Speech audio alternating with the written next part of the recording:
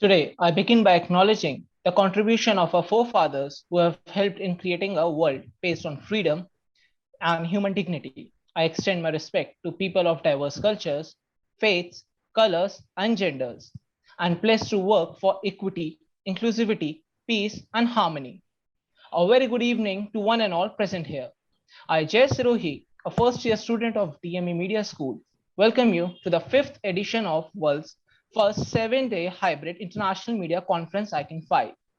The International Media Conference ICAN5 is being organized by DME Media School of Delhi Metropolitan Education in collaboration with the School of Communication and Creative Arts, Deakin University, Melbourne, Australia. I would like to take a moment and introduce Delhi Metropolitan Education to our audience. Delhi Metropolitan Education, DME, is an A-grade premier educational institute affiliated to Guru Gobind Singh University, Indraprasth University, New Delhi, and approved by the Bar Council of India. DME Media School is one of the most promising media institutes in the country. It offers BA in journalism and mass communication. It is recognized as a school focused on the growth of its faculty and students through academic and co-curricular activities. Major flagship events and initiatives of the school include BG Varghese Lecture Series, Peer-to-Peer FTP, International Film Festival, CIFFI, International Conference ICAN, and Vritika, Convention of Media Students. And newly added to the list is VIS, Vibrant India Series. ICAN5 has come with a theme, inclusivity, convergence, and alternative negotiations, with the hashtag communication for all. ICAN5 has the support of 17 partners, including the International Association of Media and Communication Research, IAMCR, Gen Section, and GMAC, Global Media and Education Council, as the conference partners. Cultural partner, Beacon House National University. Knowledge partner for ICAN5, Makanlal Chaturvedi University, Bhopal, Vigyan Prasar, Government of India, and KSF, Keshav Suri Foundation. For ICAN5, international partners are Institute of International Journalism, Ohio University, USA, Green University, Bangladesh, and Daffodil International University, Bangladesh. Media partners are Amar Ujala, The Policy Times, Jai Hind Times, and the Hindi Post. ICAN5 is powered by Asian Media and Cultural Studies Network Australia, Australia India Film Practitioners and Researchers Network, SPARK, the Student Council of DME Media School, and RIM, Research and Innovation in Media, Research Cell of DME. The conference is supported by NATO, National Organ and Tissue Transplant Organization. Since 2018, DME Media School has been organizing the international conference ICAN. The themes for the former editions were India and Changing Aspects of News in ICAN 1, India Cinema and Alternate Networks in ICAN 2, Issues of Community, Agenda and News in ICAN 3 with the hashtag Conference for Change, Information, Communication and Artificial Networks in ICAN 4 with the hashtag Communication Redefined. ICAN 5 will witness a total of 26 sessions, including 18 live sessions, 5 hybrid sessions, and 3 physical sessions. The schedule comprises of 10 technical sessions, 3 workshops, 2 masterclasses, 2 plenary sessions, and 5 panel discussions. It gives me immense pleasure that ICAN5 will go live on the official Facebook page of DME for various sessions. For more information, follow us on our social media handles. We are sharing the links in the chat box. I invite Professor Dr. Ambrish Saxena, Dean DME Media School, Director, DME Studios and Production, and convener of ICAN5 to give his opening remarks for the session. Over to you, sir. Thank you, Jay. I begin today by acknowledging the contribution of our forefathers who have helped in creating a world based on freedom and human dignity. I extend my respect to people of diverse culture, faith, color, and gender, and pledge to work for equity, inclusivity, peace, and harmony. So today is the third day of ICAN 5, the fifth edition of ICAN conference, which we started in the year 2018. This year, we opened the conference on the last Friday, and Today we have been having different sessions since morning. In the whole of the 7 days, in the period of 7 days, we have different kind of sessions, including these technical sessions, 10 technical sessions. Then there are plenary sessions, panel discussions, master classes, and workshops. And this is the fourth session of this day. So today, despite being a Sunday, it has been a hectic day for all the faculty members of DME Media School and all paper presenters and also the students, because there are many different things that we normally do in ICAN, and the one important aspect of ICAN is the involvement of the students. So we do not keep it remaining an exercise which is confined to researchers or media educators, but we also try to bring in the UG and PG student to the fore, and they also write the papers and present their papers.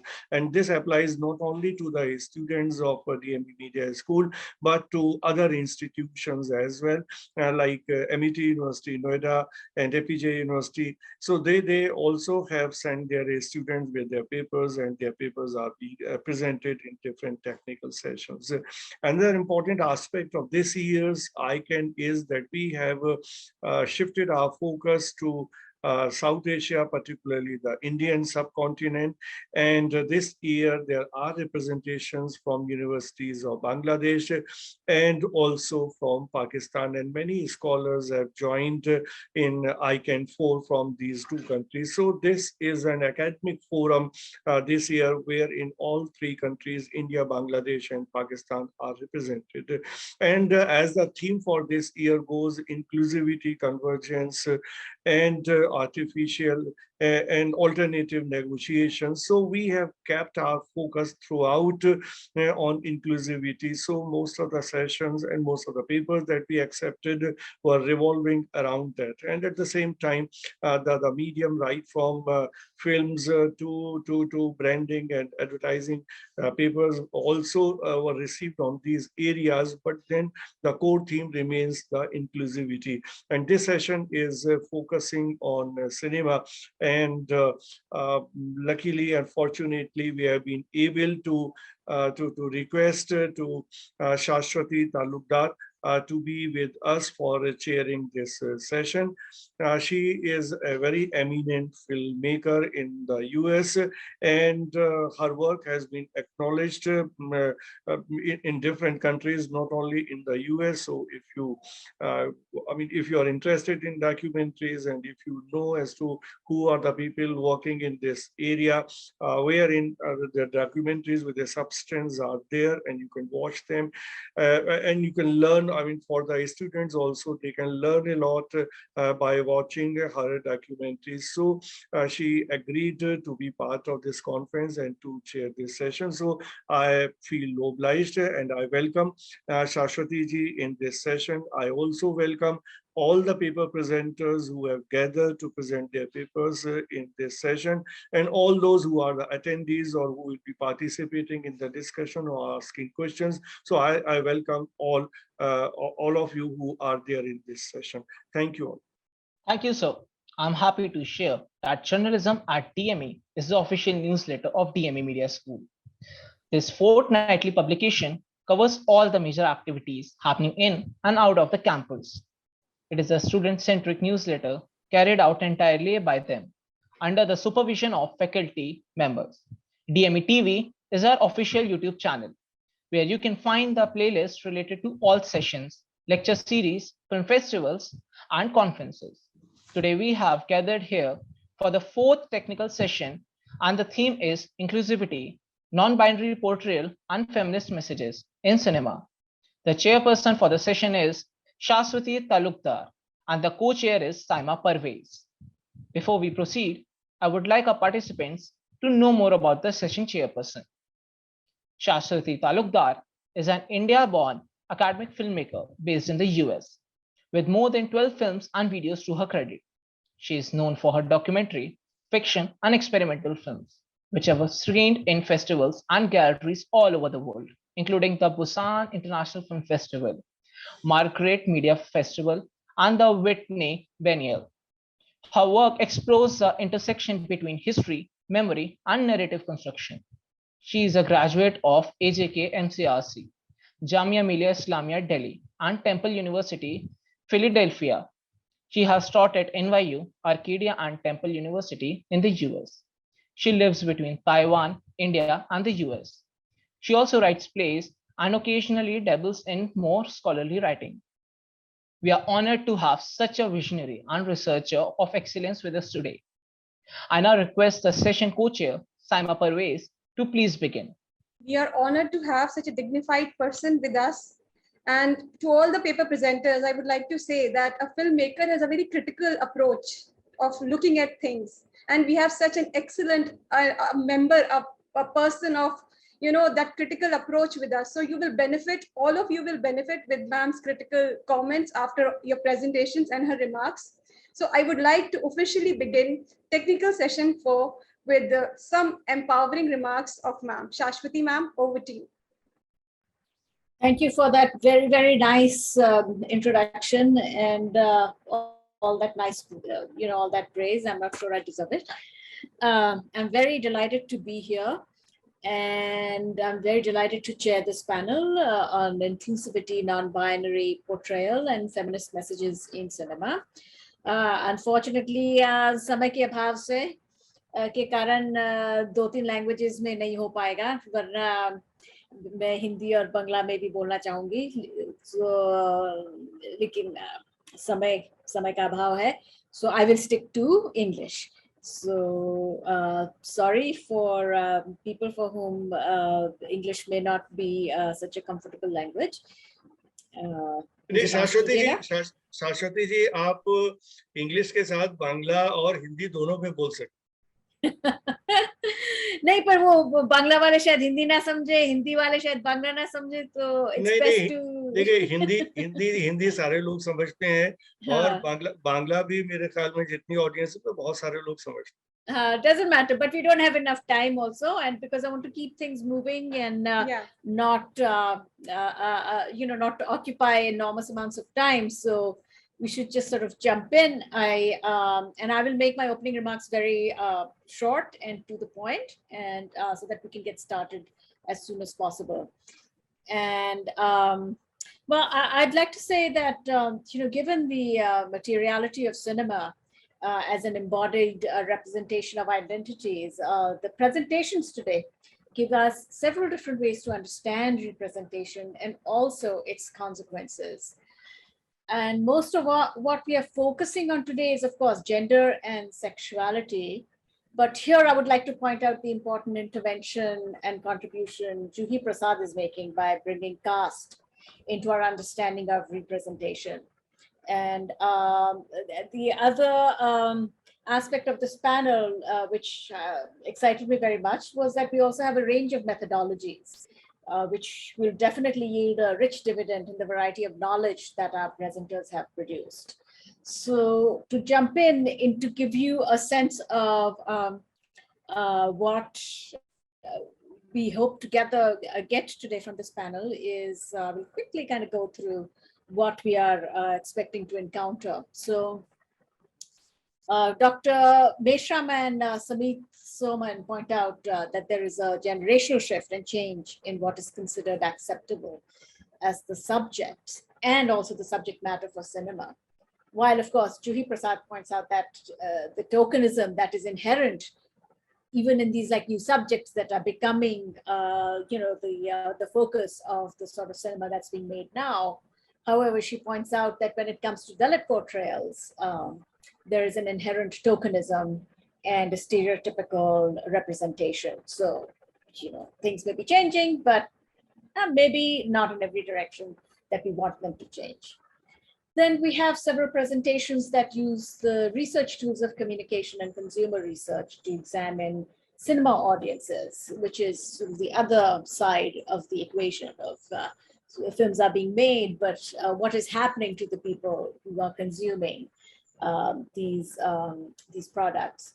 So Ishana Prakash Srivastav examines the relationship of what is portrayed to what is actually imbibed by the audience, while Preeti Gupta and Deepak Kumar focus on youth consumers of cinema and Nikita Taneja explores toxic masculinity in the films of actor Ayushmann Khurrana. So, the message that are sort of like contained in the body of this man. So that should be an interesting presentation. And finally, within this sort of like genre of using sort of survey techniques and consumer research methodologies, we have Shivani Sharma, who completes this picture by exploring how audiences report behavioral changes that they associate with their film viewing habits. Now, and then there is sort of a shift in the kind of methodologies that are being used, and a sort of a different, I would say, theoretical framework, and which points me to the presentations of Dr. Sunain Bhattacharya and Nobina Chakraborty.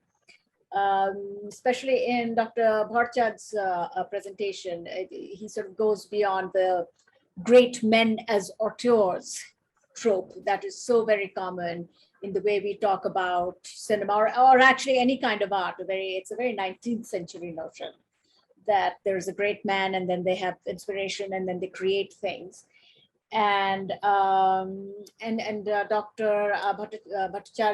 Bhattacharya's gives us actually a feminist reading of, I have to admit, the great Gurudutt and his Kagaz Ke Phool, while Nobina Chakraborty does a close reading of Rituparna Ghosh's Chokhir Bali, using the seminal theoretical framework of Laura Mulvey and her work on the male gaze, and extends our understanding of auteur theory and apparatus theory, bringing us closer to, I love this quote from her abstract, this G.D. Anderson quote, which says, feminism isn't about making women strong. Women are already strong.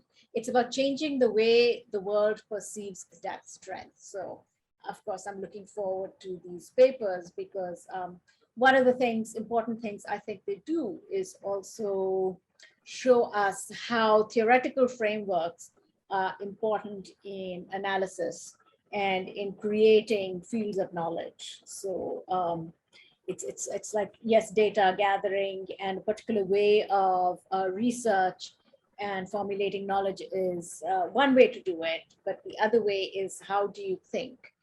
So I'm excited to see their presentations. And then finally, Dr. Sushmita Bala and Anisha Saran actually take us beyond India's borders to look at how films from other countries, especially from Hollywood, relate to cinema produced in India. And so as you can see, we have a very wide field of papers that are being presented. And I look forward to hearing all these presentations. And now I'm going to hand over the proceedings over to Saima. Thank you so much. Thank you so much, ma'am. You've created an atmosphere already of teaching and learning. And after such an extensive review of all the paper presenters, I wish I had presented in front of you. I would have got that, remarks and I would have incorporated in my research. But let's move on. Let's not wait or another minute. And let me invite the first presenter of the evening. We have Juhi Prasad, research scholar, Central University of Rajasthan. And her topic is all aboard the Bollywood bandwagon, inclusivity in Hindi popular cinema. Juhi ma'am, you here? Yeah, it is there. Great. Okay, so I'll start now. So good evening, everyone. Okay, good evening, everyone. And my name is Juhi. I am a recent scholar in the Department of Cultural Media Studies in Central University of Rajasthan. I'm an assistant professor on leave in School of Media and Communication Studies in Doon University. So the paper I'm presenting is titled All Aboard the Bollywood Bandwagon, Inclusivity in Hindi Popular Cinema. So in terms of inclusivity, I am specifically focusing on caste identities and the Dalit identity on screen, right? So I'll quickly run you through the introduction to my paper. So when we talk of inclusivity, Merriam-Webster defines inclusivity as the act of including people from different walks of life, people from different backgrounds together, right? So this is, of course, this is not verbatim, but this is the basic crux of inclusivity. So when you look at Hindi cinema and this, with inclusivity taken into consideration, we can definitely see that there is a lack of inclusive outlook, specifically when we look at Dalit identities. For a long time, there have been various academicians, journalists, and various activists that have tried to bring attention to this fact, to this lacuna of Dalit representation on screen, on the screen.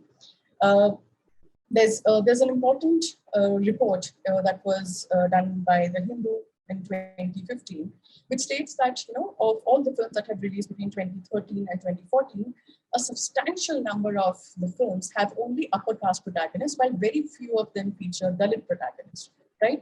And looking at all the cinema that we have, we can understand that there is, that a studied representation of Dalits on screen is definitely still a lacuna. It's a rarity, right? Moving on to the right of Dalit assertion. So the past decade specifically, I will not say that this has happened only over the last decade, but the last decade has definitely seen a meteorical rise in Dalit assertion. And that has happened thanks to social media. So you have a lot of DBA voices, which is Dalit, Bahujan, Adivasi voices, that are using the platform to voice their concerns, to make their voices heard, right? Social media, of course, playing an important role there. Now, this has, of course, led to the rise of allies, right? And the allies have also, can also be found in Hindi cinema. So the last decade or so has seen this slow yet steady rise in cinematic narratives that take on the Dalit question, the Dalit identity, the narratives around it. So we can see that more and more Dalit characters and Dalit issues are being accorded more screen time, and they have a greater presence in the latest offerings from the Hindi cinema. Moving on to media representation. So media representation is very important. As Paul talks about it, he mentions that media representations are something that have the power to shape public perception and to formulate public opinion, right? Now, we need to understand that inclusivity does not necessarily mean the number of films that have Dalit characters. It also needs to talk about that how are these Dalit characters being represented, and also who is telling these stories, who are the people who are narrating these stories, right? So if you have Dalit characters who are shown as dark, lean, emaciated, it leads to stereotyping. And therefore, you need more strong-minded Dalit characters to adorn the screen so that people can have a better, their imagination of Dalit characters or Dalit people in real life can better. Since we have more films coming recently, it kind of presents an important opportunity to examine the cinematic representation. So these are the objectives for my paper: to examine the characterization of Dalit characters, and second, to examine the film narrative for its portrayal of Dalit issues and the Dalit cause. The methodology that I have used is very simple: textual analysis, which can be used to look at what are the most likely interpretations of a text, of any given text. Now, since the purpose of this paper is to unearth any kind of subtextual or underlying ideologies in films that form part of the social construction of Dalits in our nation, therefore I have chosen textual analysis. I have also used Sid Field's 3-act paradigm to kind of decide the key points in the film's narrative.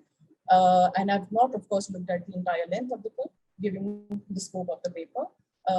Whatever data I have gathered, it has been analyzed for two things. One is the characterization of Dalit characters, and the other is the presentation of Dalit issues. So the two films that I've studied are Madam Chief Minister, the 2021 film, and Article 15, the 2019 film.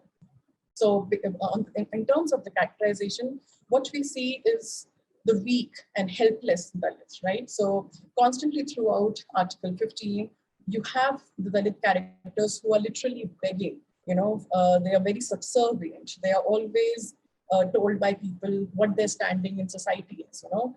There's also this constant othering with the use of dialogues. With terms like "ye log to aise hi hote hain, inke wahan to aisa hi hota hai." So this is the kind of dialogues or language that is used to refer to the Dalits on screen. An interesting character in Article 15 is that of Gora. So she starts off as an assertive character, who voices her concerns, who's able to talk to authorities.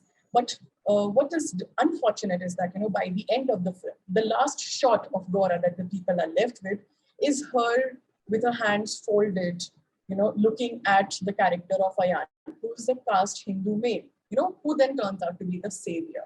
So by the end of the film, Gora too, who was assertive, who was strong in the beginning, ends up being a person who needs a savior, who needs saving. Then we have the character of the ideal Dalit. So again, in the film Article 15, you have S.I. Jataf, who personifies this ideal Dalit character. He's someone who has worked very hard, through his ranks in the society, and finally found a place where people can at least be around him and in his presence, right? He's someone who is accepting of the casteist behavior around him. He has basically ingrained the caste structure in the society, and he understands this, aisa hi hota hai, right? So now this Dalit character is in a strong contrast to the character of Nishad, who is this assertive, youth Dalit activist, who exercises agency.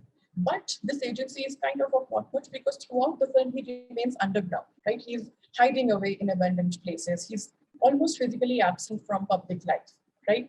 Another thing that is important is that the actor who is playing the role of Nishad, this youth Dalit character, in the opening credits, he is just given the credit for a special appearance. So, you have a film on Dalit issues, on Dalit narratives, and the one strong character, like one of the strong characters, it's just a special appearance. So that is important to note here. But what is an insult to this injury is the fact that this character is killed off, right? The character dies off, and it is done so that, the cast into character of Ayan can take center stage and then be the savior for everyone around.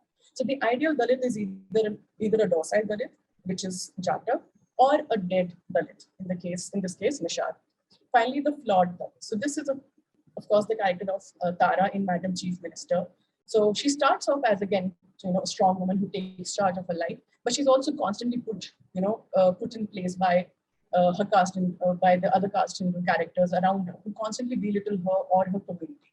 Another important aspect is that her caste identity kind of just remains a catalyst. There's not much done around it. There's not a lot of conversation around her identity. And the way her character has been built up, the takeaway for the people will be that, yes, she is the protagonist, but she's not a hero, right? Quote unquote, the hero, not a good person. So she's not an ideal or a role model that people will look up to. So although the film is a political thriller, it kind of, completely wastes the potential to explore, the finer details of how caste identity can work in a film. Then I'm moving on to the on-screen rendition of Dalit issues. So it's superficial, to say the least, because both these films, they fail to discover a nuanced understanding of it. In Article 15, you do have, the Dalit characters and their harsh realities that are brought to the screen, but they are still not nuanced because Dalits are constantly shown as weak, in need of saving. In the case of Madam Chief Minister, her caste identity is just reduced, as background information, and at the most just a catalyst, right? So essentially the film takes what we can say a Dalit bypass, right? Then of course the last thing that I'll talk about. Yeah, you have just 3 more minutes to conclude, please. Okay. So the last thing is, of course, the top-down case. Article 15 has this one-dimensional, almost pedestrian understanding of what caste is.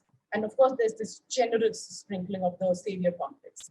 The Dalit characters around Ayan are always subservient, in need of help, and therefore Ayan's position of responsibility and authority, it sticks out like a sore thumb. So both the films, they kind of exhibit something known, that can be termed as a Savarna case, also looking down. And this might not have been done deliberately. But since that is the vantage point through which these, the upper caste filmmakers are looking at Dalit lives, so therefore the Dalit experience on screen, is not the lived Dalit experience. And it completely renders the films, incapable of any kind of a nuanced representation of Dalits on screen. I'll move on to the discussion now. So both films, as I said, they fall short of their purported goals, because there was a lot of talk about how these films in the media, about how these films are about caste and Dalit issues and Dalit identities, right? Though they fail to do that. While the Dalit on screen or on social media is assertive, this is definitely someone that is escaping. Like this quality is something that escapes the Dalit that is represented on screen. The caste identity is only used as a catalyst, right? They are stereotyped. And then, as I said, they are either killed off, if it's an assertive character, or if it's an assertive character, the character is completely denuded of the Dalit character, as is the case with Tara and Madam Chief Minister. So an understanding of caste by the filmmakers is non-committal and stereotypical and superficial at best. So these filmic characters, as I said earlier, they betray a top-down gaze at the Dalit community. And as ma'am was also was mentioning that, these films, they just kind of take, they kind of just, they reduce inclusivity to a form of tokenism. That, okay, fine, we will be talking about Dalit issues, about Dalit cause, but it's just as a narrative gimmick, that's all. So there's a very interesting scene in the end of Article 15 where everything has sorted, Ayan has saved everyone. He's sitting with all his people and he asks, one of the women, the Amma who's on the roadside, asks them, ki Amma kaun jaat ho? Because everyone is eating from a food stall. So when she I'm answers, so sorry, please conclude, dear. This is the last line. Yeah, so sorry, this is the last line, yeah. So when Amma is answering, when she answers what her caste is, there is a truck that goes by and there is a term called Mera Bharat Mahan on it. So what happens here is that essentially when this communication about caste comes in, there is this horn blaring truck that completely wipes it off.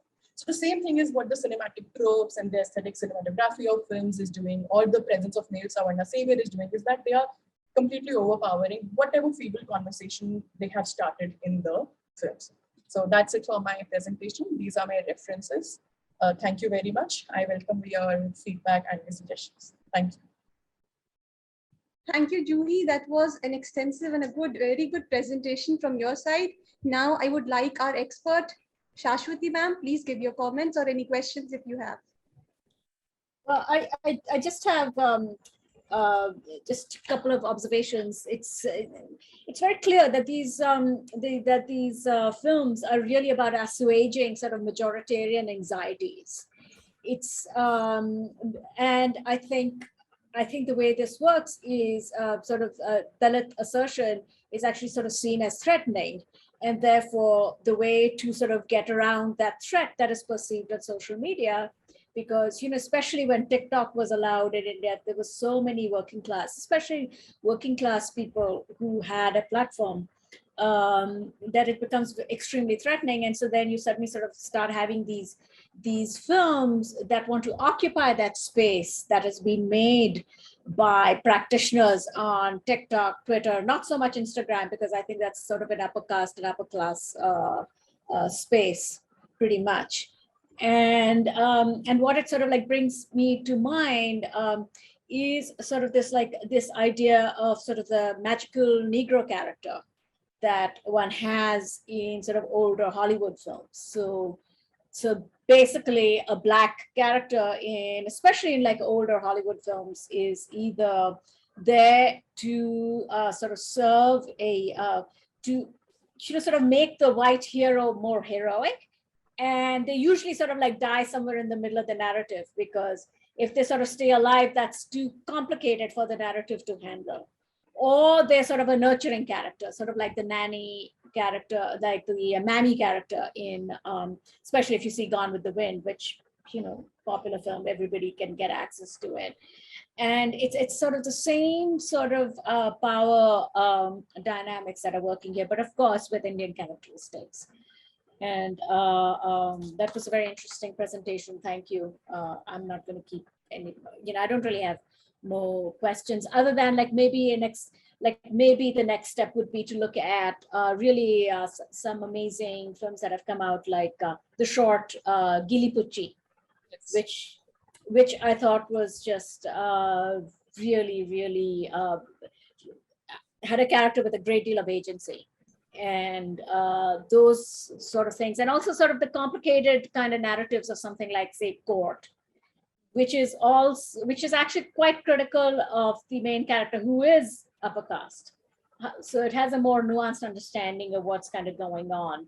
And another recent one, Ib Aleu, which is also a very subtle, good exploration. And also one of the things I'd be interested in knowing is sort of the invisible presence of Dalits in popular cinema, because they've always been around. Just because we don't talk about it doesn't mean that they're not around, and that there is like no sort of subversive things happening. There's subversion, and that would be an interesting thing to explore. By the way, I live in Dehradun, so I don't know if you live in Dehradun, so we can meet up. Definitely. In fact, I'm also an alumna of AJK MCRC. I see. So it was wonderful to hear. Okay. Yes. Thank you so much for your feedback, ma'am. Not okay, we'll move on to the next one, Saima. Sure, ma'am. So this is what we called a bird's eye view of an excellent filmmaker. So after these expressions of ma'am, which were just enlightening for me as well, we move on to the next presentation. And the next presentation is by Ishana Prakash Srivastava, student of MET School of Communication. And the topic is Portrayal of Gender Roles in Hindi Films. Ishana, are you here? Yes, ma'am. I'll just share my screen. Share your screen. Yeah.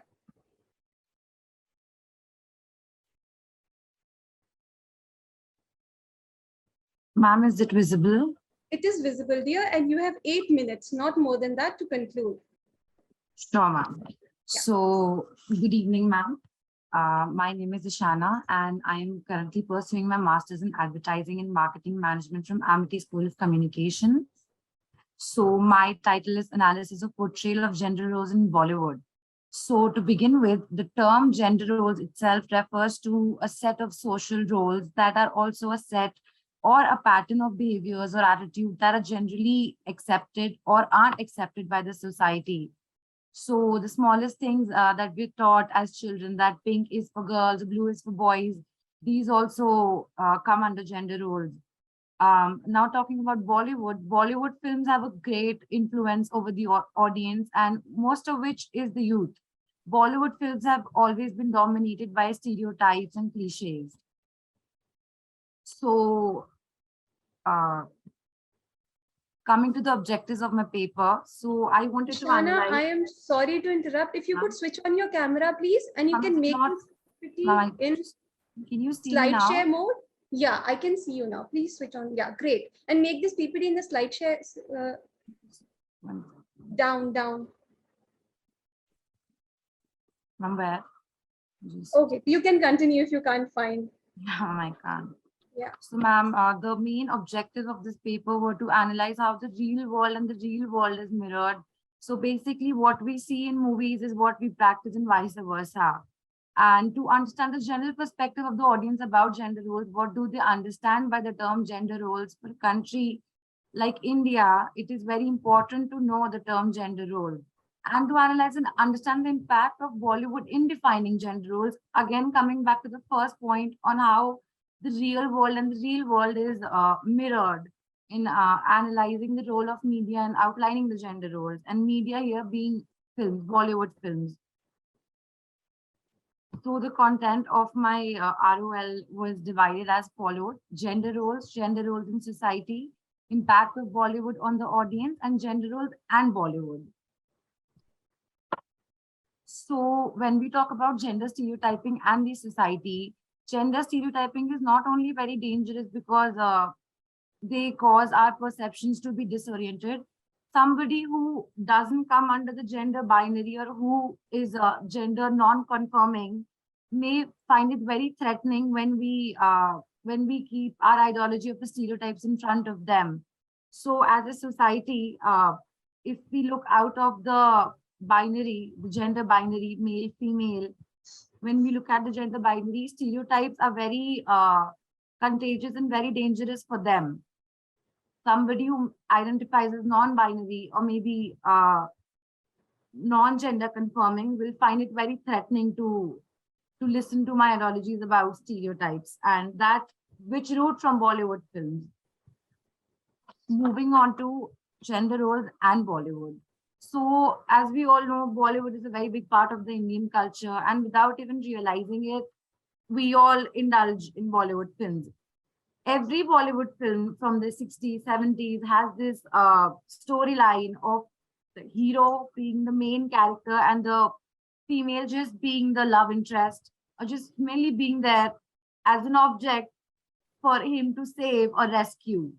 But what we don't realize is that these films send a mass message and a wrong message to an audience, mass audience, which is very wrong. And these also help in conceiving and making up your perceptions about the other gender, yourself, and society in general. forcing gender roles on your children can be very traumatizing for them and also disorientates their own perception about themselves and how they should treat people from other gender and how they should and what kind of treatment they should expect. These risks include child marriage, child pregnancy, leaving school early, STIs, exposure to violence. When we talk about men, they suffer from an increased risk of substance abuse in order to achieve the whole concept of the toxic masculinity in order to appear more manly. These are some risks that children go through. The research methodology used by me was the first one was primary data, which was a survey. I gathered, the data was gathered from 150 respondents over WhatsApp using Google form. And when we talk about secondary data, I mainly studied 3 films, Queen, Kianka, and Lipstick Under My Burqa.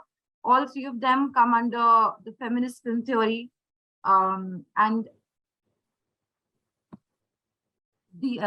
what I found out through the survey was that according to the sample group, Indian youth is aware about the term gender roles, and majority of them also want Bollywood to come up with more films that challenge gender norms.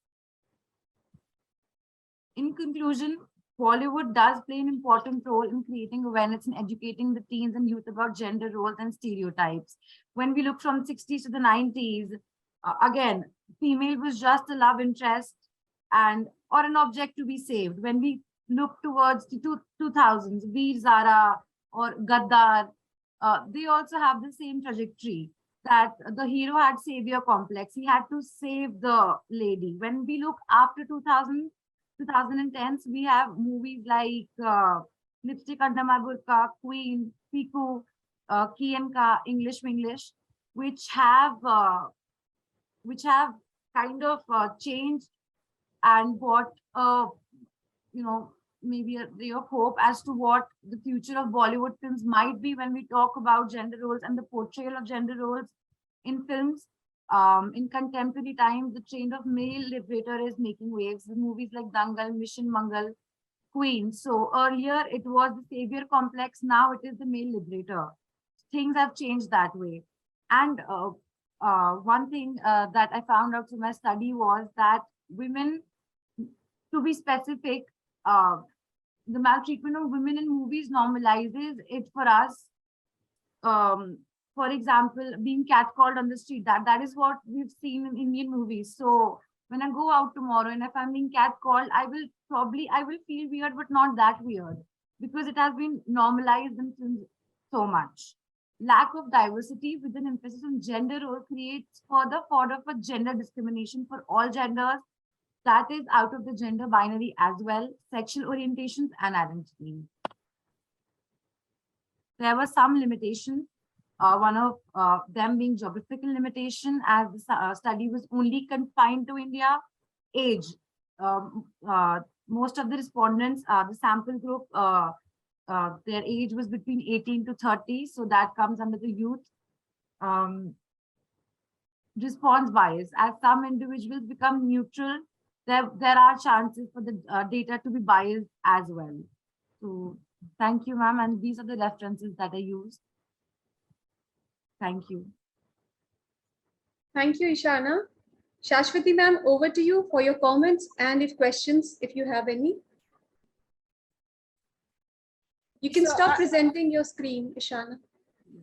So I was interested, of course, in, I think it's all right to have sort of a limited sample size and a limited sample, but sort of within that, I would have been interested in sort of knowing how you came to the conclusion that the people who had responded, that your sample was interested in seeing more diversity in what they were watching, and that they were open to some of these stereotypes being changed, or like maybe they weren't. So it wasn't very clear to me that that was sort of the case. So as just sort of a presentation point, because I figure you're still a student, right? You know, you spend too much of your time setting your problem up, and sort of less time on actually presenting your data and your conclusions and your findings. And for next time, since you know you're in the process of learning how to present as well, you might want to focus on that, because what ends up happening is there are too many generalities which everyone pretty much agrees with, like, oh yeah, stereotypes, okay, bad, everyone watches Bollywood, we're affected by it, but like what becomes interesting is how. And what I thought was interesting in your presentation was that you said that people actually want something different, and that was an interesting finding, which means people are active watchers. They're participating in the viewing experience, and a little more exploration of that and an understanding of that would have been more useful, I think. So thank you for your feedback, ma'am. To answer your question, I had kept 3 open-ended questions. One of them was what did my sample group feel after watching Queen? One of them was, do they want more movies like ICAN5? If not, if no, then why? As to why? And one was, if they want to see a change in Bollywood, what kind of change do they want to see? Do they only want to see females doing good? No. So one response that was constantly there, was that they want to see queer representation as well. When we talk about gender roles, they want to see queer representation. So that I didn't mention in my presentation, ma'am, but there were open-ended questions in my survey as well that helped me understand the general perspective of the audience about gender roles and the portrayal. Oh, this is really interesting, and I wish you'd spent more time on that in telling us those things. Good. Next time. Thank you. Adding just one line to Ishana's presentation is like, one is not born a woman, one becomes one, as quote unquote Simone de Beauvoir. So, and a very important role, and a very constructive or deconstructive role which is played by Bollywood. So I just wanted to add on to your presentation. And moving on, we have Anisha is here. Anisha Saran. Okay, so we have Anisha, a student of Media School, DME, Noida. And her topic is Stereotypes and Portrayal of Non-Binary Folk in Cinema. Yeah, over to you, Anisha. You can share your screen, please. Yeah, you're good to go. 8 minutes, Anisha, please keep it in mind. So good evening, everybody. I'm Nisha Saran, a student of Delhi Metropolitan Education's Media School only. And today the topic that I covered on my research paper is Stereotypes and Portrayal of Non-Binary Folks in Cinema. So my reason for taking this specific topic itself was the fact that I know it's a very common knowledge that cinema is very influential, especially if we talk about India. The film culture here is very heavy, and it is one of the most influential mediums. It can be considered one of the most influential mediums, and it can affect our ideologies and beliefs as well. And my intention with choosing this particular topic was to understand how characters, in this case I have taken non-binary folks, are portrayed in films, and the way they are portrayed, like the stereotypes, how they're being imposed. And this research paper basically covers their representation in films. Now, of course, there were limitations as well, because since there are, even if I would have taken up only a year worth of films, there would have been hundreds of films from all across the globe that had non-binary characters in one way or the other. So I had to reduce it a lot. So okay. I'll talk about the objectives first. My objective is to analyze these characters and also focus on non-binary characters and the way they're presented. And coming back to that, since I was talking about the limitations, I reduced my the whole research paper. I reduced it to taking up 4 films and performing a comparative analysis between these 4 films. 2 were from Indian cinema and 2 were from the American cinema, and 1 film from each of the industries were taken from the 90s, and the other two were taken from the recent years. And for the literature review, I reviewed research papers that already covered non-binary representation in media, and they talked about and extensively talked about the stereotypes as well. So these are the key factors that I used for the comparative analysis. I took up the overall portrayal of the characters, how they are being portrayed and what kind of light they are being portrayed. Is it negative or positive, things like that. And the type of character that is being portrayed. Like, of course, we know that the term non-binary itself is not a general, it's a general term, it's an umbrella term, and a multitude number of identities come under this term. So analyzing what kind of identities that are being represented through these movies, what kind of role this character has played in the movie. Was it a main role? Was it something that was on the sidelines? What kind of relevance did they have in the character have in the film? And then I looked over their physical portrayal, as in what kind of way they were dressed up. Was it in a stereotypical manner or not? Things like that. Then, of course, was the screen time, was they given adequate screen time throughout the film or not? And of course, one of the major ones was the actor behind the characters. Of course, non-binary character, playing non-binary characters can be a hard feat, of course. And I wanted to focus and understand that were the actors behind these characters also identifying as somebody else, as non-binary folks or anybody under the gender spectrum or not. So the 4 films that I took was, the first film is a Bollywood movie, Sangharsh, from 1991. It's a crime thriller movie, and it's revolving around this police officer who takes the help of another prisoner in hopes of catching a religious fanatic. And this religious fanatic is played by a transgender character in the film, who is a worshipper of Kali and believes that murdering children will bring her immortality. Now, for this film, the thing is the main role of the villain, the religious fanatic, was played by Ashutosh Rana. He's a cishet man, but he played a trans character. And of course, at the time it was released, his performance was praised by a lot. But as we have grown as a society, his portrayal in this whole film was extremely problematic, as it conformed to some of the stereotypes of transgender people only being psychotic, and their characters being represented as psychotic killers and all. The next film that I took was Orlando, 1992, directed by Sally.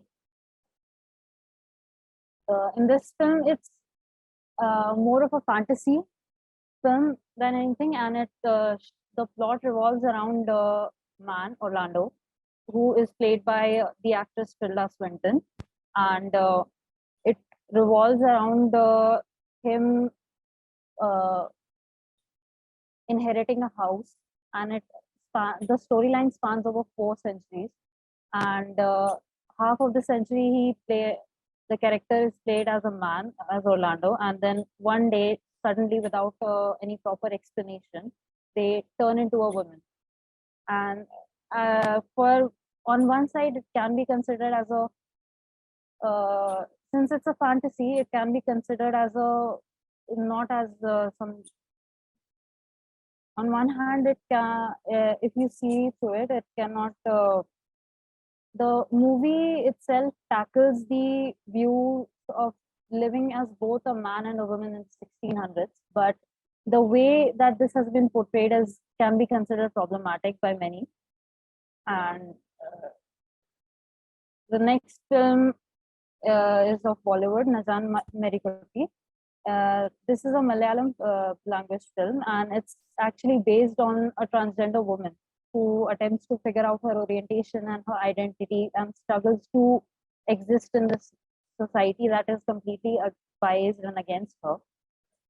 So this film was praised by many, and this actually discusses the hardships that trans people go through in today's world, and it also discusses what kind of journey they have to go through.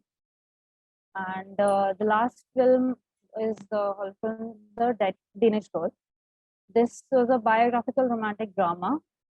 It was loosely based on a novel with the same name and revolves around a man who at first represents himself as a man, but in the film follows through with the character, and it's about the journey of this person, of this man who identifies as a transgender woman, accepting their identity and going through gender reassignment surgery as well.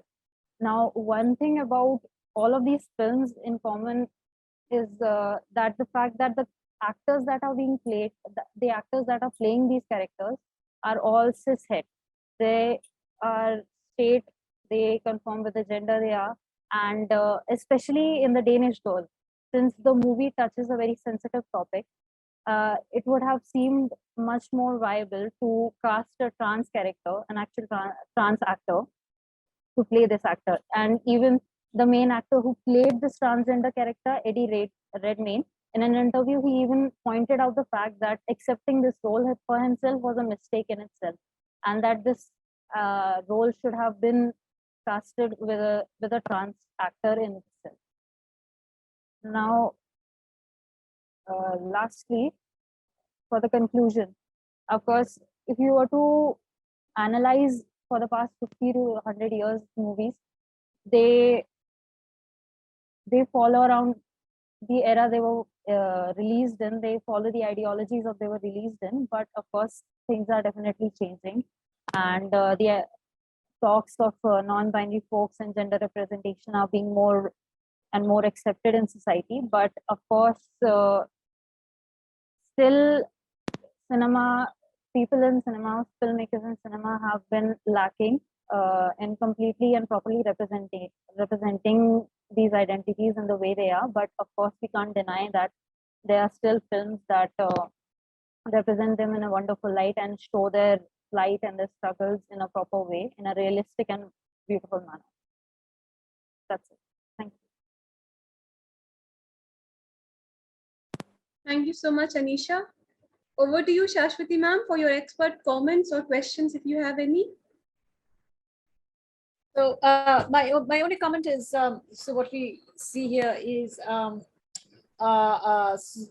sort of a sense of progress, because from those films in the 90s, which Anisha has discussed, to what we have now, we sort of see an advance. And maybe the next question to ask is, what is it sort of in these like narrative forms that allows for any kind of progress in representation of non-binary characters? Because it's not only the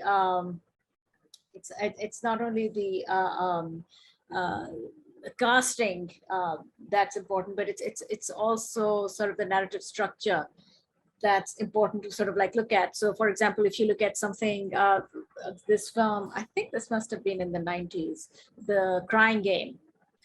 And sort of like the major beat of the story is like actually sort of the revelation when you find out that, Stephen Rea's love interest is actually a man and not a woman. So it's sort of like, it's sort of like the all important crotch shot.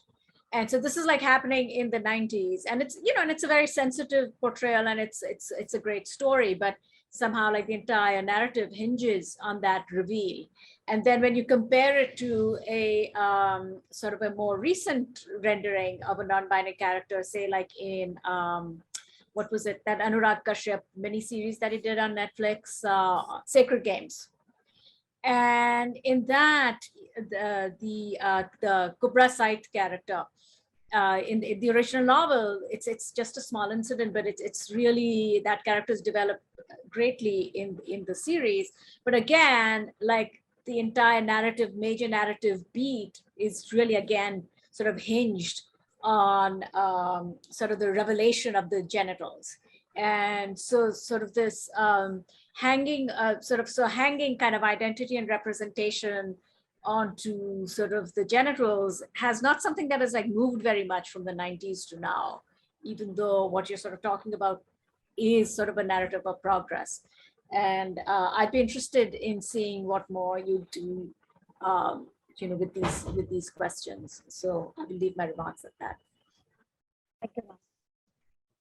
With every comment of Shashwati ma'am, my entire perspective of looking at things and maybe looking at cinema, or maybe the next time I watch a movie, it has become enlarged. You know, the scope has widened. So I am so lucky to be here hosting or moderating this session. I'm really lucky, ma'am. I look forward to every comment of yours after every presentation. And like everybody has a different perspective of representing. And I would like to add to this presentation also some words of Butler. I am very much more open about categories of gender, and my feminism has been about women's safety from violence, increased literacy, decreased poverty, and more equality. So we can represent women in several ways, and my definition of feminism can be different from somebody else. So we all define feminism in our own ways, and that's what our presenters are doing in total capacity and perfect capacity. Moving on to a presentation which I've been looking forward to. This is by Dr. Sunayan Bhattacharjee. Sir, you here? Yeah, I'm there. Yes. So the topic of presentation is Feminist Messages in Guru Dutt's Kagaz Ke Phool, 1959, a thematic and diegetic case study by Dr. Sunayan, sir. Sir, you can share your screen. Sure. Okay. Good evening, everyone. I think whenever we present something, it's important to provide the context. Without a context, the content makes no sense. So, this context that I wanted to put up right now is not something that I thought about while conceiving the paper myself. I think a couple of days back, I was reading this particular news item about Ramachandra Guha saying in past Imperfect podcast series that Indians are great at writing hagiographies, uncritical hagiographies. And I think it's important to challenge the structure. I think it's important to challenge the institution. It is important to challenge the institution of individuals as well. So, whenever I look at works on Guru Dutt for that matter, I see a lot of hagiographing. I see a lot of uncritical admiration of the man's work. Of course, it deserves admiration, but I think it's important to look at his work from a different perspective as well. Given the political scenario that we are in right now and given the global context, I think it's important to challenge structures. And I think this particular paper, when it was conceived, it was done with the idea of looking at Guru Dutt's work essentially from a different perspective, from a critical perspective for that matter. So the name of the paper is Feminist Messages in Guru Dutt's Kagaz Ke Phool, a thematic and diegetic analysis. So Kagaz Ke Phool is a movie that we all know bombed at the box office. It was not a success. Partly because one, people could not identify the theme of the movie at that point in time. Creative, someone with a creative block or someone talking about depression because of not having independence in creative ventures was not something that people could identify with, because at that point in time, people were struggling to meet their ends. And at that point in time, Guru Dutt, with a movie like Kagaz Ke Phool, it was not identifiable. One, and second point, probably the fundamental thesis of the movie was a little too progressive for the people to digest at that point in time. We have to understand that in 1959, when the movie was released, movie was at its very nascent form in India. People did not have much idea about what movie actually represented, or the scope of the movie for that matter. And that's the reason when I selected two of the theoretical frameworks, that is author film theory and the feminist film theory, the first thing that came to my mind was that yes, author theory was pretty much there at that point in time in 1959, but the feminist film theory was not even born. Feminism in itself, the term in itself was pretty much at its nascent form. And, we all know that the feminist film theory came in the backdrop of the second, the second stage of the feminist revolution. You all know that. But the reason why I chose to discuss it, because we need a historical reconstruction of how Indians looked at cinema. And there's a necessity of looking at the historical reconstruction. There's a necessity of a historical reconstruction of movies made in the 1950s. The reason why, because today, as we compare some of the movies made back during the 1950s, and when we compare some of the movies made probably over the past 10 years or so, there has to be a progression. It is important to understand the progression that Indian cinema fraternity has made over the past 50, 60 years. So it basically, this is a movie that hobnobs with multiple social paradigms. It's a commentary on the futility of showbiz itself. A la 8.5 by Fellini, we all know that. But Fellini, 8.5 was released much later. This movie is also an observation on creativity itself. When we look at this movie, feminism or looking at the construction of femininity in this movie doesn't really come up. That is one of the reasons I picked up this movie. While being quintessentially wry, this movie takes a rather distorted take on heterosexual romance, should I say. This term in itself, heterosexual romance, is a subjective word, I know. And for that matter, cinema research deals with subjectivity. Cinema research cannot be completely objective for that matter. The movie is also marked by moments of desperation and tragic contemplations for that matter. Something that I said initially could not match the sentiments of people back at that point in time. And we all know that Rajendra Prasad himself went out of the movie hall after watching the movie probably for 20 or 30 odd minutes. However, what is more important is the movie's apparent twist with extreme cynicism. Probably, the thematic reconstruction of why it is important to look at, feminism portrayed in the movie.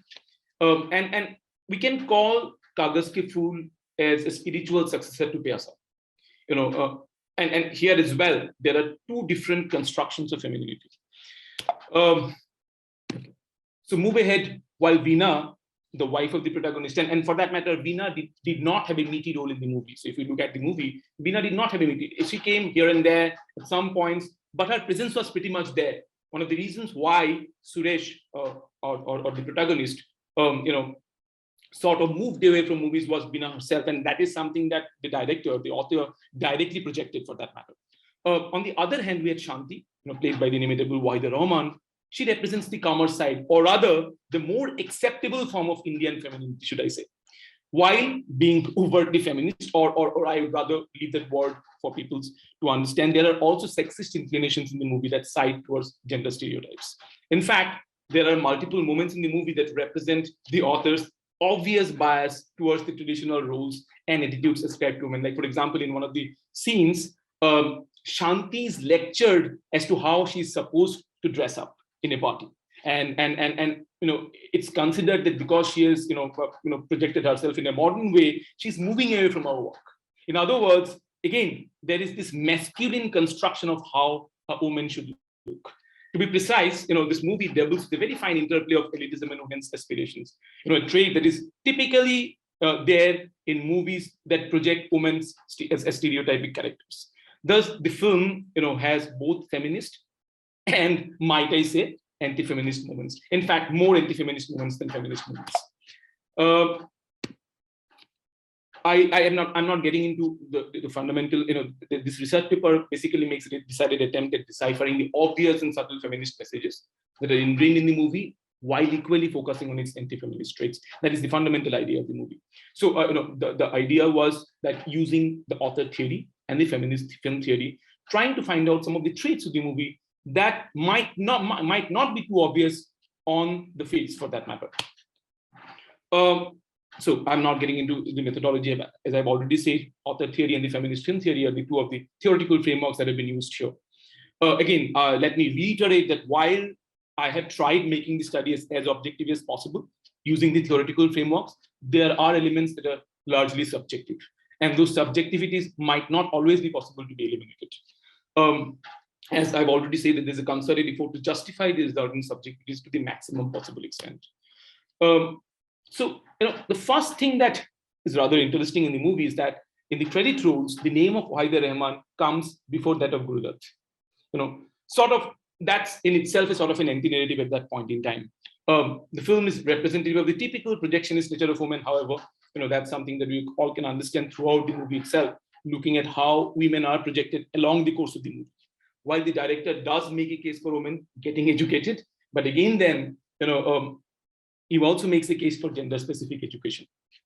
The movie projects the irreversible fact that women had practically no say in worldly affairs and were devoid of an independent thought process back during the 1950s and the 1960s in India.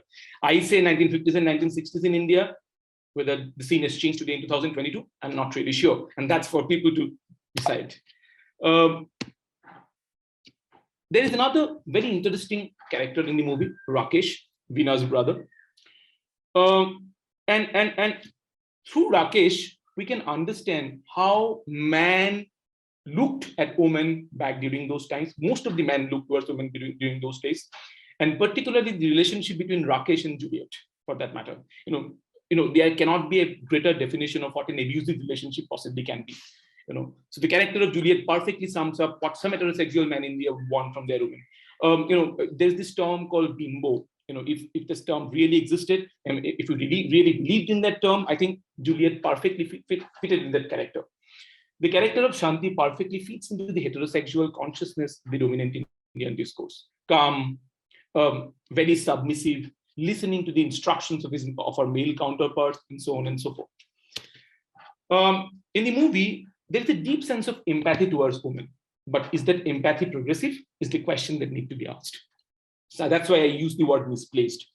While again, there's another interesting character, small character role, but it's very interesting character called Tutu. Somehow supports the dominant narrative that women only fit into some ascribed professional roles, like for example, sitting in front of a telephone and taking calls. The film celebrates the very concept of a woman struggling. The film again strengthens the dominant belief system that women have very less financial knowledge, and that's obvious through the dialogue between Suresh and Shanti at some point in time. Like for example, at one of the moments of the movie, Shanti was saying that I get 90 rupees per month, and that's a great amount of money. This is sort of mocking. There's an element of mocking in what Shanti says, and it perfectly projects how women were projected back during those times, and probably even now, that women do not necessarily have financial consciousness. So Juliet could be considered, as I've already said, from any heterosexual man's fantasy. One within the frame, one behind the camera, and one in the audience. As we all know, the concept of the male gaze by Laura Mulvey. In a way, the female character does not evoke anything of her own in the film. She's only there to please a male co-character in this case. There is a dismissal of individual enterprise of a woman throughout the movie.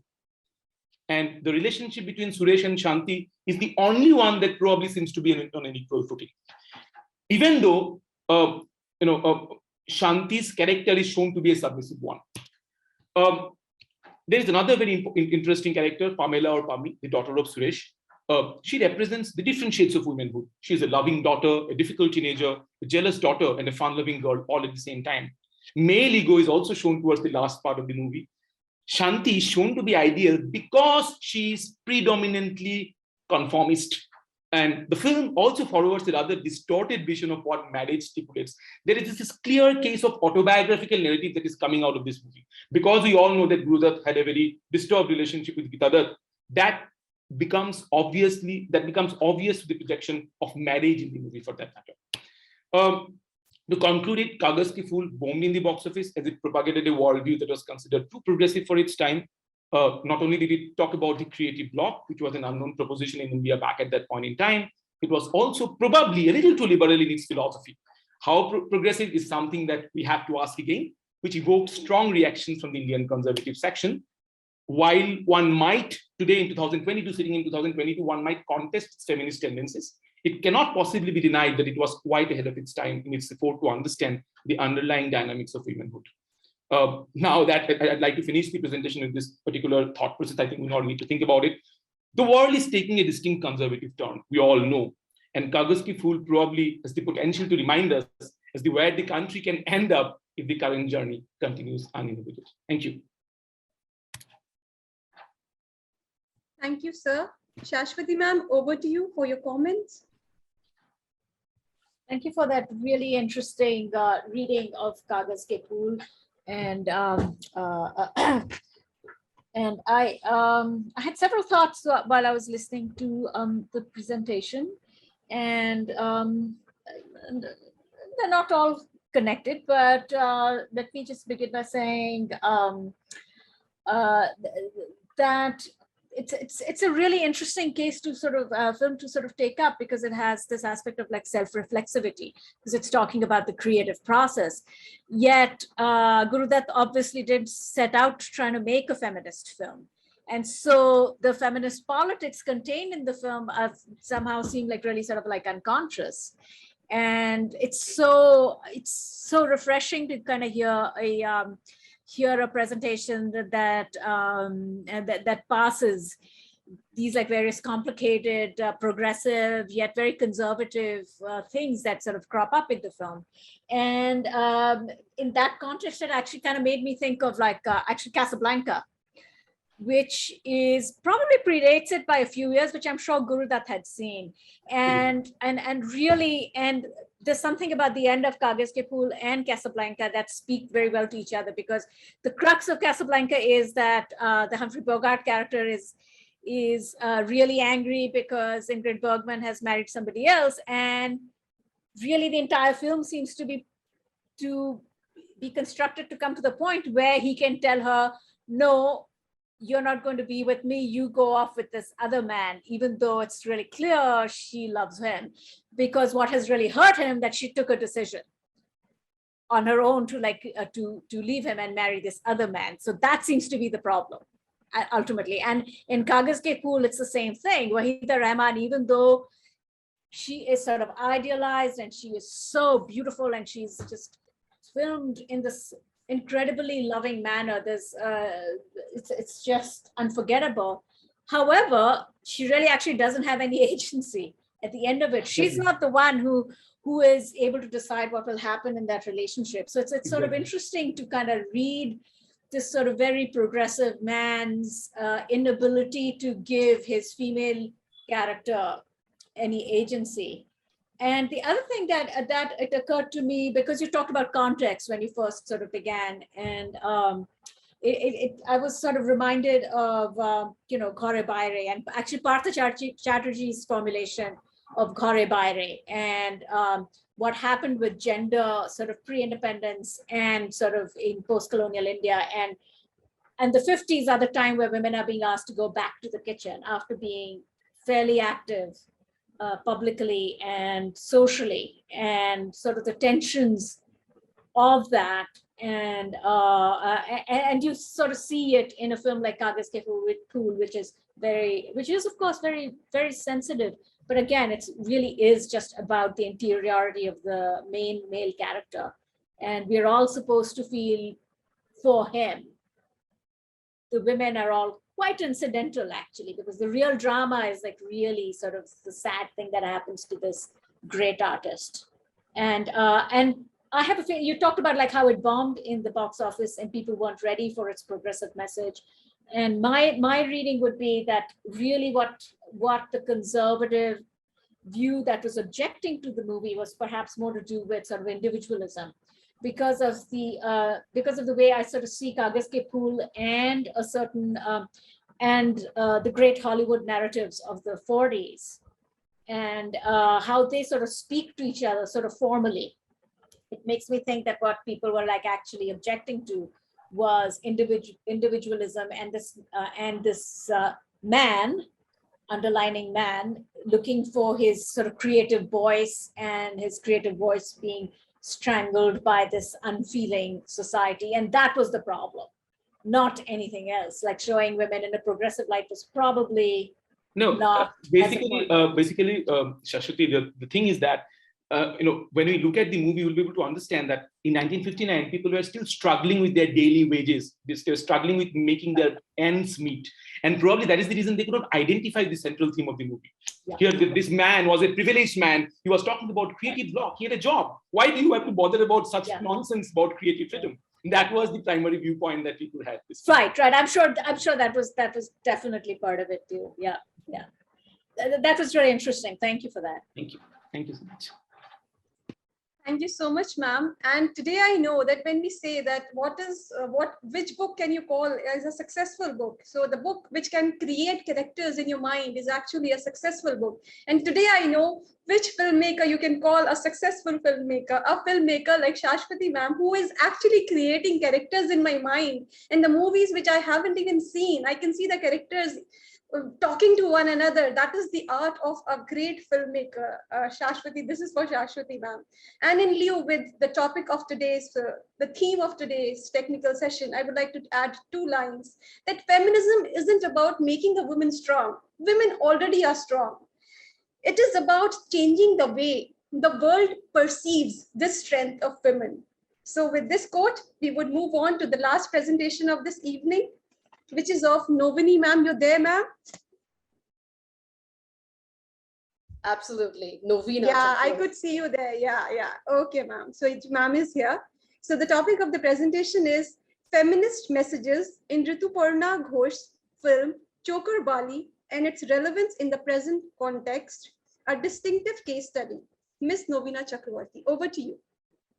I hope, am I audible? You're perfectly audible. Okay, and my screen is visible? 100%. Okay, well, namaskar to everyone. So I'm Novina Chakravarti.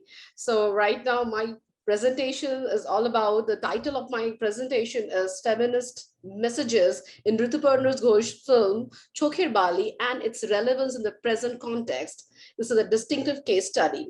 So these are the two photographs I have desperately and been given here, that this film rotates around the 4 different characters apart from other few characters, and on the main central character, how it rotates. And the main objective and abstract of my presentation, the keywords that I'm using, that is feminist theory, Rituparna Ghosh, Choker Bali, and auteur theory, and other few contexts that I will be taking care. This research paper will deal with the women's issue, desire, struggle for their existence in the contemporary socio-cultural context, with the reference of the film called Choker Bali, directed by Rituparna Ghosh. Rituparna Ghosh's protagonists and their identities are often beyond conventional norms, that is like ideal wife, like a perfect mother, or a perfect daughter. So this is going to be a qualitative research study, and soon after we'll go to the methodology. So now with the introduction, I will like to discuss a little bit about the film.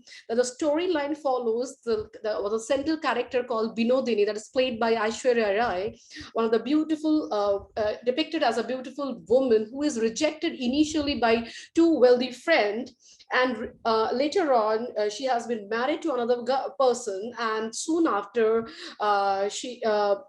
her husband dies and she became widow, and she's not allowed to remarry.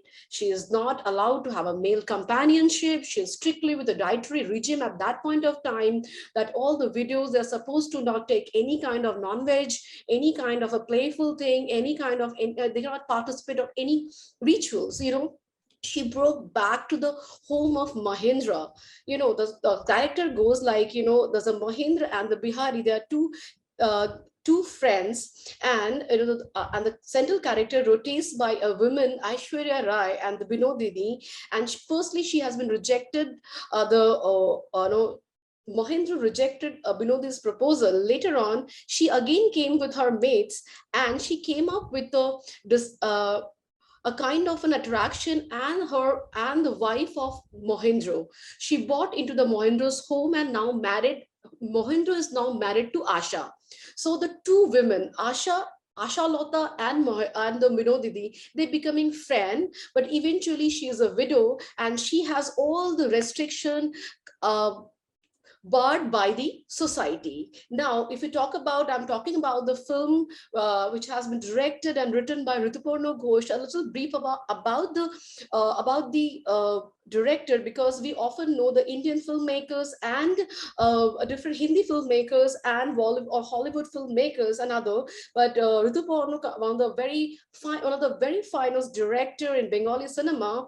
He probably one of the representative of queer community, and his work was very much influenced by Satyajit Ray and Rabindranath Tagore. So his though he is not here anymore, 2013 he died, but in the legacy he has many films, won more than 19 national awards and many other international awards. This is a little brief about Rituparna Ghosh, though I cannot limit his work by just saying in two or three slides. And a bit about a literature review that we know everything all about. Just another little brief. Rituparna Ghosh adapted this film. It is a Tagore's novel Choker Bali, described the character called Binodini in his own version. He depicted a unique equation between 2 female characters, Binodini and Asha Lota, and their affinity towards the same man. He enlightened and implemented sexual desire of a widow, Binodini, and her ego. And the film Choker Bali, that is the English translation, is a grain of sand, maybe a glitch. And that is a love story that talks about desire, loneliness of any women.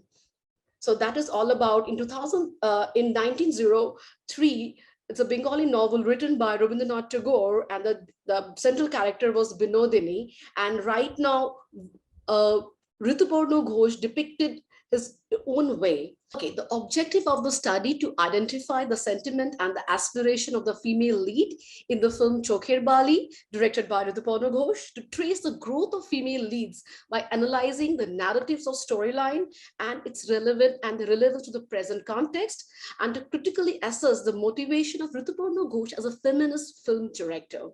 So the methodology here, I used the qualitative study, and I used the two different theory. First, it's feminist theory with mainly the Laura Mulvey's narrative or visual narrative, the male and female gaze, and the auteur theory. The auteur theory mainly depicts the means in a French that author of any film. So that is how Rituparno took handhold and created his own character, and the way the characters are behaving in the present context and his own mind. The director interpreted women's life story, aspiration, desire, loneliness, and social psychological barrier and unapologetic feeling. That's the most important thing that will be discussed right now about. And the finding and discussion, I will be taking out a few important points because I do have a paucity of time, so I'm just taking in that we know the cinema is a very much influential medium, and that resonate our normal cultural attitude and human thought process, temperament,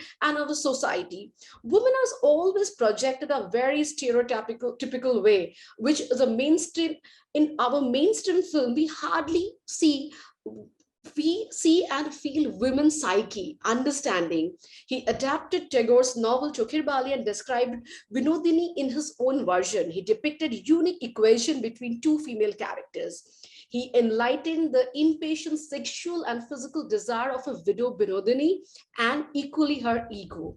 The film Chokher Bali is actually the story of the women's physical, mental, emotional desire. And the next is that how the feministic messages in the context of the feminist film theory that we taking it, Binodini is a widow, and her character is educated, where we can find all the feministic messages in this film. Binodini is a widow, is not that much as like a married lady, but she can speak and write English and able to read.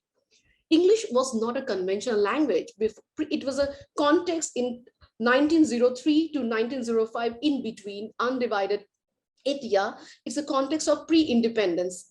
Binodini is pursuing her maids, Mohendro's mother and her aunt.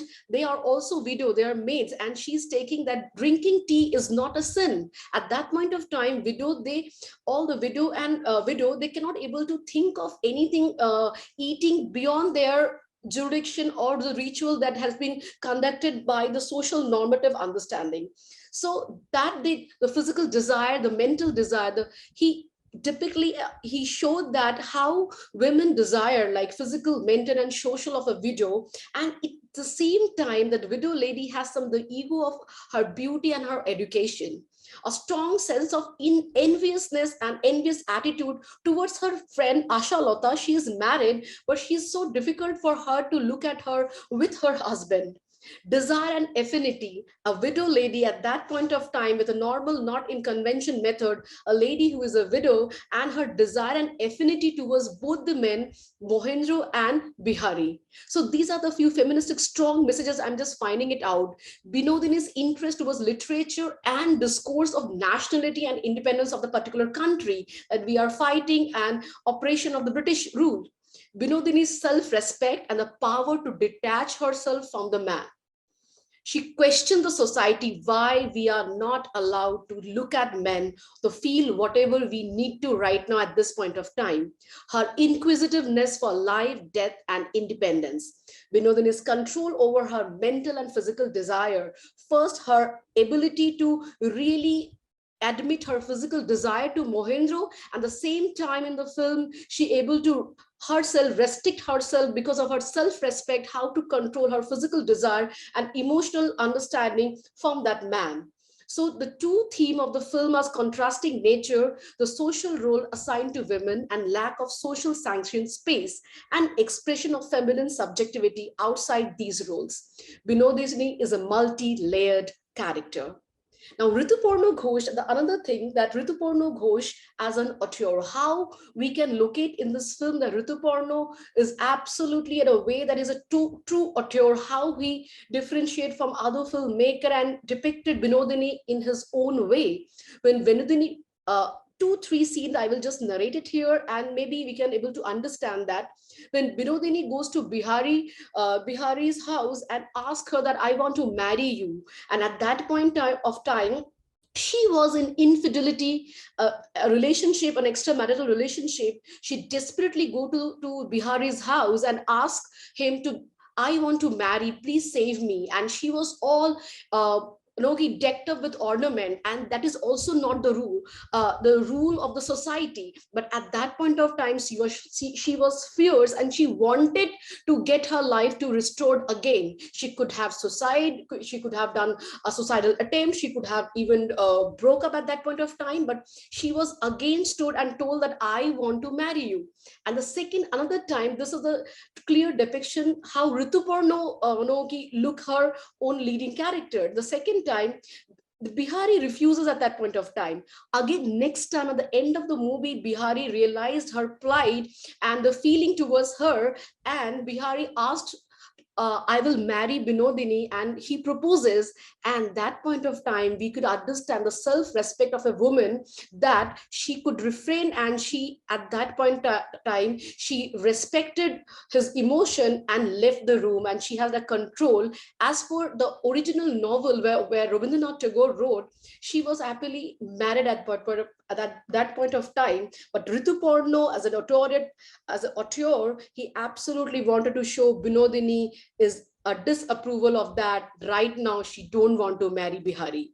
So Rituparno Ghosh shows Binodini actually engaging, challenging the moral, sexual, social code that repress her, and it thus establishes that Binodini as a complex and rebellious character who is struggling to transgress and what Ghosh has described and shackle of the normal norms.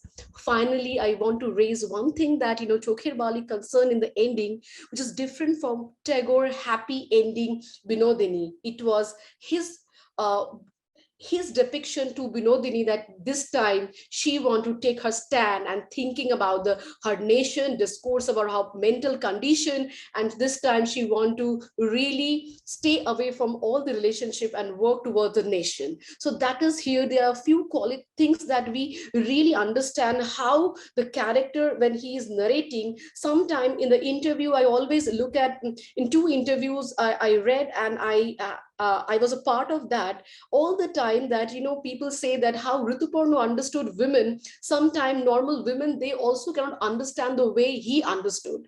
Unlike commercial cinema where women are represented as an object and a male gaze, Ghosh displaces the gaze that, here we can get 2 gazes here, where the Binodini in the backlace and everything, and Mohendra is looking at the body and the beauty of the Binodini. At the same time, when Ashalota and Mohendra, they are together, Binodini can also feel her desire, and it was also a part of female gaze. So that is also a different depiction.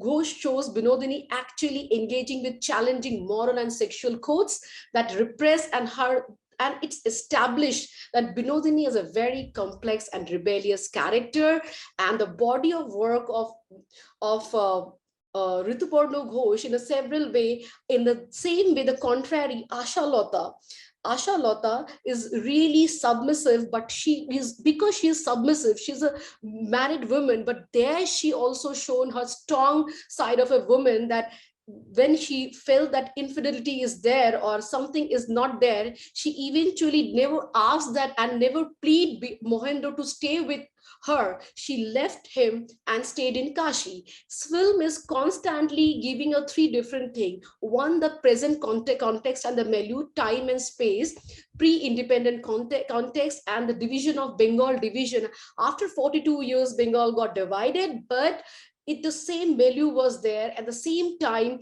the scene of Banaras and the Kashi, the same time, the realization of death, life, and our normal pleasure and normal livelihood. And the same time, he can absolutely sense the women's emotion, women's desire, women's affinity. And that is at that point of time. And see the context, 1903, at the point of time, it was really women's, they were putting their point, and after 100 years even, still the context is same. But the conclusion here, this film asks few questions. Since the inception of the film and the narrative of the film ask few questions. In 21st century, still the women, they are really independent. Still they are really speak out their mind, their desire or anything. We are, if I'm a mother or someone is mother, she has to be an ideal mother, she has to be an ideal sister or wife or anyone. But can they discuss, any women, can they discuss their mental, physical and social need and desire right now? Is that? So we can see that the film, that novel, Rabindranath Tagore conceptualized, and then Rituparno conceptualized even, and today's context, that the mental, physical, social need and desire, can really women, they are depicting, they are actually asking for that? Probably not. Why women? Because my third objective was how it is relevant right now. It is relevant because why women are still categorized in 4 categories all the time. One is married, which is, this is my my reading and my thought process. Still they are married, but they are known as their husband's wife, and that's why they are into A category. Widow, she is being absolutely a poor lady. Her wife, her husband is no more. She's a poor lady, was restricted by the societal norms. The third group is the divorce. Is a leftover by her husband or anyone, as she has been questioned, is that she is an ideal wife? And the one is that spinster, that why she is not married. We are also classifying the women in a different 4 category, and then to all the time men are there. So here we have a very contrary understanding of feministic messages, and as well as the women putting their desire. Ghosh is making a statement not only about the state of the society in earlier 20th century, but also commenting on contemporary society. The story is based on 20th century and showing in 21st century. The time and space are different, but the milieu, the understanding, the process is all similar in that. In that, all the time, people are actually looking at that women are strong, but we are not depicting as that. We are judging all the time one on one. And why I projected this picture will give you 2-3 messages at point of time. Here we can see as a camera gaze, in a camera or director gaze is a male gaze we can see, but at that point of time wearing a fancy blouse, Ashara putting it, and she is also looking herself very seductively, that I am with a very much of pride that I am looking good. She may not look good on this, and if I'll go that live, Mohendra will also like me. She's also giving us a vibe that she also has some desire. At the same time, camera and the director telling the male gaze is there, and she's also portraying that I am like that, I want to show myself like that. She's both the way she's wanting in that way, and that's why I'm putting this picture. So these are my few concepts. Initially the methodology I put apparatus theory, but I thought into this theory I'm getting many extensive views on that and many extensive points on this research, and so that I'm putting 2 theory and making it more concrete in my research paper. While I was writing my paper, I could understand this through theory will absolutely complement the understanding of the theory. So this is the theme of my presentation. So the next, any suggestion, any question, this is my reference point, and any question, any suggestion I would like to answer or maybe take some suggestions. Thank you. Thank you, ma'am. Shashwati ma'am, over to you. Thank you for that very interesting reading of Chairperson, Nobina. And one of the things that that occurred to me while listening to your presentation was sort of the act of translation and transformation. And that's truly what makes an author an author. And I found that part of your paper very, very valuable to sort of think about how Ghosh is adaptation of the Tagore text changes it, and yet stays true to the spirit of the text. And the second thing, was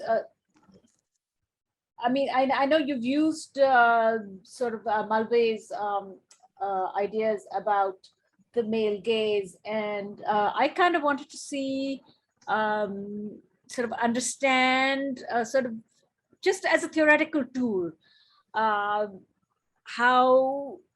Ghosh sort of inverts that gaze, and how it's sort of in keeping with Malve's critique.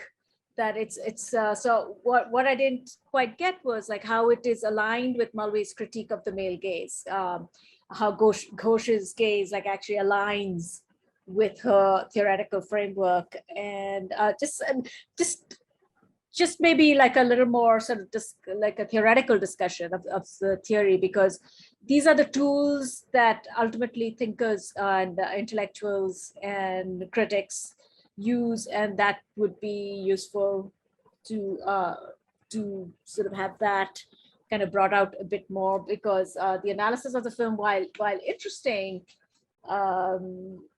the presentation and the creation of an intellectual tool is just as valuable, I think. So I missed that a little bit. I would have liked more of a discussion about that part of your process. But it was really, my last thought is, it's so interesting to see sort of a man being able to place himself in the point of view of a female character and making it sort of female centered in the true sense of the word. It makes me kind of like think of that, here's a man who actually likes women. So that's like the only way to make a film or any text about people who are not of your own identity as has been assigned to you. How do you do it? Like you just basically you actually have to like your subjects and not be scared of them. And so this is a very, very interesting contrast to actually, hold on a second,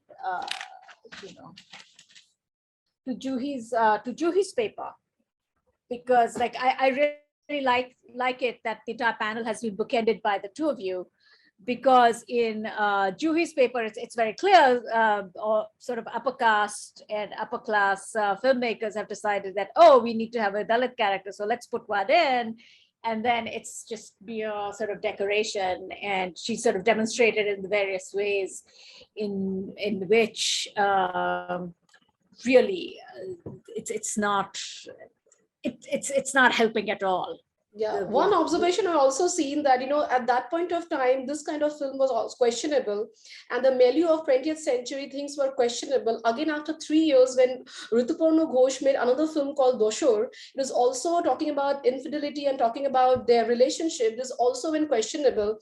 And recently, the film making in Hindi film and other film, in the context of Indian context, new film came Geraya, another film, and there are other few serials. Recently, last 2 years, one serial came with the extramarital and the women desire and anyone's Anoki, and it is also somehow not acceptable that they cannot put their things up. So that's why I dragged that issue much more in the presentation, because I wanted to. I thought that was fine, and that's and I thought that was like absolutely valid, but I found like putting your paper and like Juhi's paper side by side sort of a really kind of interesting exercise, because what it tells you is that because what happens is one tends to sort of fall into this very easy peg of identity politics that, oh, only Black filmmakers should make films about Black characters, or only white people should only make films about white people, or what have you.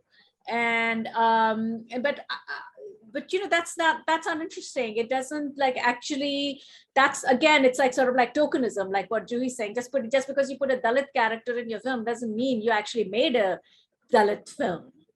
And what your paper points out to that of course Rituparna Ghosh is a man, real man, but how does he do it? Because, you can have you can have perfectly misogynist queer filmmakers and queer artists who can be completely misogynist.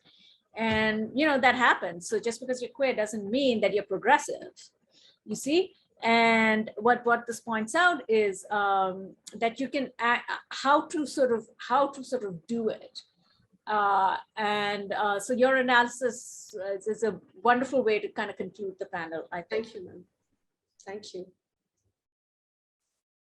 Great, ma'am. It was a very nice presentation. So moving ahead, adding 2 lines of mine to this theme and the theme which we have been presenting today. So one's life has value so long as one attributes value to the life of others by means of love, friendship, indignation, and compassion. So we need to understand how to value our lives and value life of others. With this, I would like to move on and make the announcement of the best paper of the last technical session, which was technical session 3.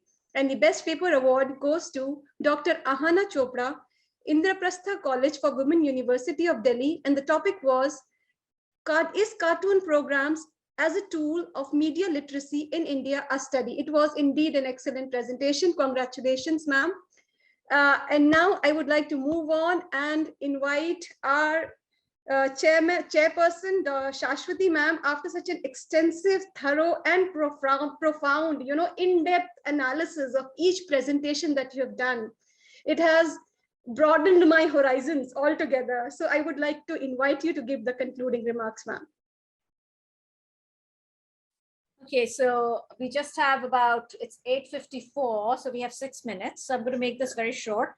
I don't really have anything to say or anything to add to any more than what I have said already. And I just want to thank all the participants for all their hard work and sharing their research and their ideas with us. And it's been a real privilege to listen to you. And it's very kind of you to listen to me. And good luck. And I hope there'll be more that I'll be hearing from all of you, and all your research is very interesting, and the interesting questions you ask and valuable. So good luck to you all. Thank you, ma'am. And since you had spoken about languages in the beginning, I would like to thank you in a different language, since you have spoken too much of English right now. So I would like to, the entire team of DME, on behalf of the entire team of DME, I would like to express myself to thank you in my own words. So Nari Shakti ko karti paribhashit, Nari सम्मान में 4 चांद लगाती, हमें समय देने के लिए और इस समारोह को उज्ज्वलित करने के लिए मैम आपका सादर प्रणाम. Thank you so much. Thank you. And so maybe I should thank you all in like Chinese. Yeah. 我很高兴你们说很多高兴你们说太多方便的事，所以我已经要你们写得多还有看书的多，谢谢。Thank you so much, ma'am. I would definitely put the translator on and understand each word of yours. So moving ahead, I would like to invite Women of Substance, our guiding light for all our endeavors, Dr. Sushmita Bala, to please give her concluding remarks. Thank you, Saima. Actually, ये session इतना अच्छा था और ma'am ने इतनी अच्छी तरीके से सबको अपने रिमार्क्स के साथ में क्लैरिफाई किया. So that was very nice. Thanks to ma'am. And this session on inclusivity, non-binary, portrayal, and feminist messages in cinema was an interesting session with some really good presentations. The paper presenters raised the issues of gender roles and stereotyping in the presentation of women and transgenders.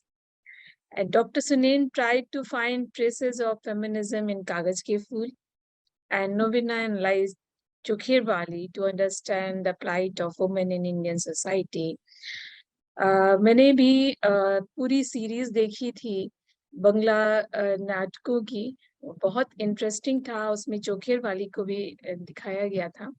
So I recognize and recall that the plight of women in Indian society, जो इन्होंने पूरा बताया, that was very nice.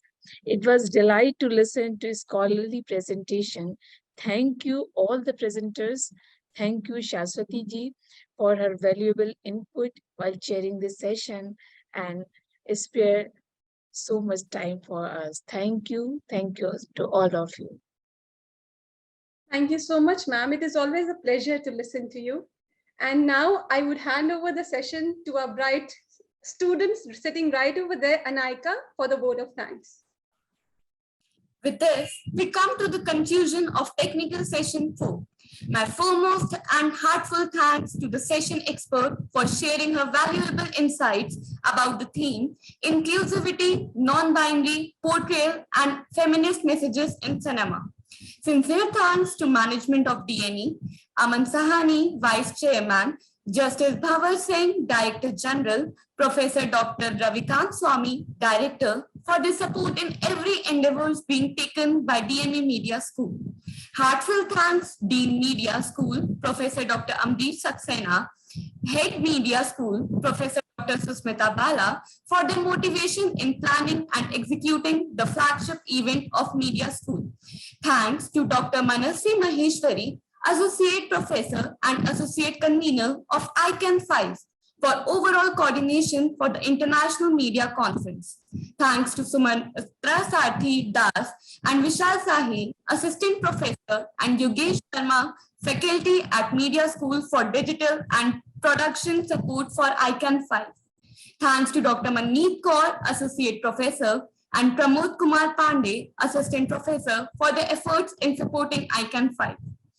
Thanks to Shruti VS, Assistant Professor, Media School, for managing technical and cultural team along with students coordination. Muhammad Kamil and Sukriti Arora, Assistant Professor for Newsletter, Press Briefings, and Media Coordination Support. Dr. Ritika Saxena, Assistant Professor for Designing and Creative Support. Saima, Parvez, and Dr. Sumedha for the support with social media management. I also thanks Pawan Saxena, Anmol Mehta, Tulika Arora, CM Anand, Abhishek Yadav, Jagan for administrative and logistic support. Student Convener Priya Yadav for her consistent support in ICAN5. All student coordinators from newsletters, production, hospitality, anchoring, cultural, and digital operations for the coordination and consistent efforts for the conference. Thanks to all the researchers, participants who have sent their full research paper for this international media conference, participants of various sessions. Special thanks to our conference partners, knowledge partners, international partners, cultural partners, and media partners. Requesting everyone to please turn on the camera for a group photograph. Let's turn on our cameras and have a beautiful picture together so that we remember the evening that we have spent together.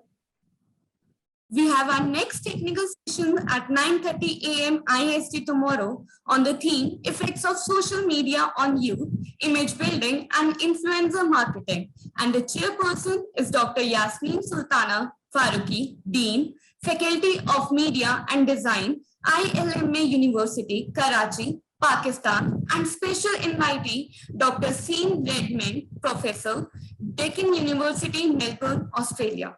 Thank you, everyone. Have a great day.